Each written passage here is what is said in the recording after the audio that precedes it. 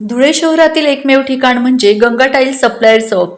आमच्याकडे सर्व प्रकारच्या टाइल्स उपलब्ध आहेत। यामध्ये ceramics, oil tiles, floor tiles, vitrified tiles, steps and riser tiles, parking tiles, kitchen sink, sanitary ware इत्यादी। आपल्याला परवडणार अशा दरात आमच्याकडे टाइल्स उपलब्ध आहेत। यासाठी एकदा अवश्य भेट द्या।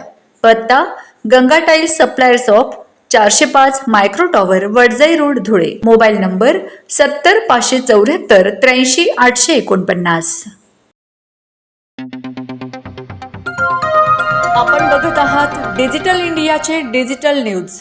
ठाम मत मराठी न्यूज। नमस्कार। आजच्या ठळक बातम्या। न्याळोद गावालगत पांझरा नदी पात्रातून वाळू लिलाव रद्द करा। खासदार शोभा बच्छाव यांना प्रकाश वाघ यांचे निवेदन।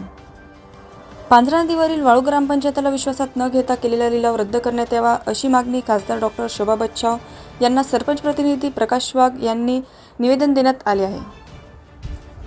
निवेदनात म्हटले की तालुक्यातील न्याळोद गावालगत पांझरा नदी पात्रातील वाळू लिलावात ग्रामपंचायतीची परवानगी अनिवार्य असताना प्रशासनाने ग्रामपंचायतीला विश्वासात न घेता परस्पर वाळू लिलाव केला आहे। न्याळोद येथील वाळू लिलाव केल्यास वाळू उपसामुळे पांझरा नदीकाठी असलेल्या न्याळोद, कुंडाणे, सातरणे, धमाणे, नगाव, विश्वनाथ, सुकवड, कवठळ इत्यादी गावाचा सार्वजनिक नळ पाणी पुरवठा, विहिरी व शेतकामाच्या वैयक्तिक विहिरी असून वाळू उपसामुळे पाण्याची पातळी खोल जाते आहे। परिणामी भविष्यात पाणी टंचाई निर्माण होण्याची दाट शक्यता आहे। या सर्व कारणामुळे ग्रामस्थ यांचा वाळू रेती झालेला लिलाव रद्द करण्यात यावा अशी मागणी करण्यात आली आहे। ठाम मत मराठी न्यूजसाठी सोपान देसले, धुळे। कार्यकर्ता प्रकाश कौतिक वाघ आज कलेक्टर ऑफिसला आलो असता आम्ही 2 तारखेला कलेक्टर मॅडमांना निवेदन दिलं होतं की आमच्या न्याळोद गावाचा रेती ठिय्या हा बंद व्हायला पाहिजे। या संदर्भात कुठल्या प्रकारची कारवाई झालेली नाही, त्याचा आम्हाला काही माहिती मिळाली नाही। म्हणून आज